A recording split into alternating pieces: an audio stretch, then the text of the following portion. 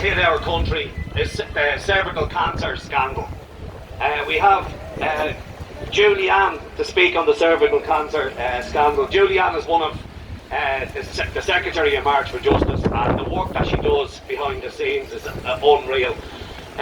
Like when we leave here this evening, now she will be getting in touch with governments, getting emails ready, sending them across the pond.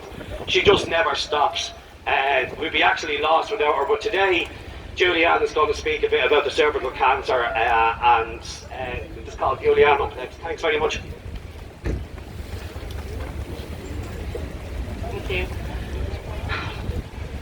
Cervical cancer scandal that hit Ireland in 2018 goes back as far as 2009.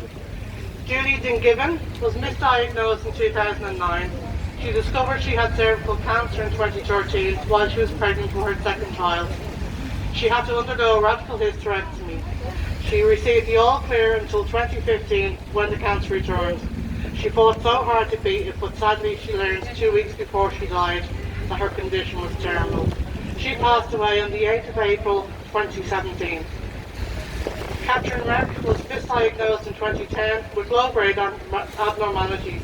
She attended her GP with the symptoms in April 2011, but did not have a colposcopy until August of that year. She was told she had stage 3 cervical cancer. She passed away on the 13th of April 2012.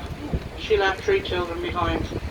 Irene Teague was misdiagnosed in 2010 and 2013, despite abnormalities on both of her tests. She was diagnosed with stage 2 cervical cancer in 2015, which spread to her liver and lungs. She passed away on the 26th of July 2017. Her husband didn't know or didn't learn she was in the cervical check audit until 10 months after she died. She left 2 children behind. Emma McNahuna was misdiagnosed in 2010 and 2013. She was diagnosed with cervical cancer in 2016 and underwent treatment. She received a terminal diagnosis in 2018. She passed away on the 7th of October 2018. She left 5 children behind. Orla Church was misdiagnosed in 2011 and 2014. She received a diagnosis of cervical cancer in 2015, but did not receive any intervention until August of 2015. She passed away on the 19th of January 2019. Vicky Phelan was given a false negative in 2011. She was diagnosed with cervical cancer in 2014. She underwent treatment and was cancer-free until 2017 when she thought her cancer was terminal, and that her 2011 smear was positive for cervical cancer. In 2018, she learned she was one of 10 women who had been misdiagnosed. She took her case to the High Court and was awarded a settlement by Clinical Pathology Laboratory, the US firm who provided some of the screening services for cervical checks with no admission of responsibility.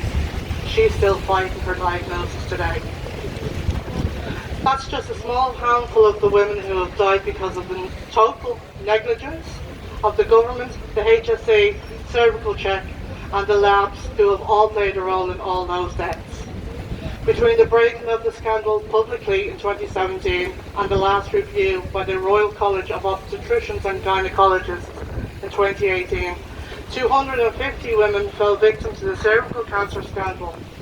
It's believed 20 of those women died, and Orla Church brought that figure to 21 in 2019. Apologies are not and can never be enough. It can't bring the women back. Families are left without their mothers, daughters, sisters and wives.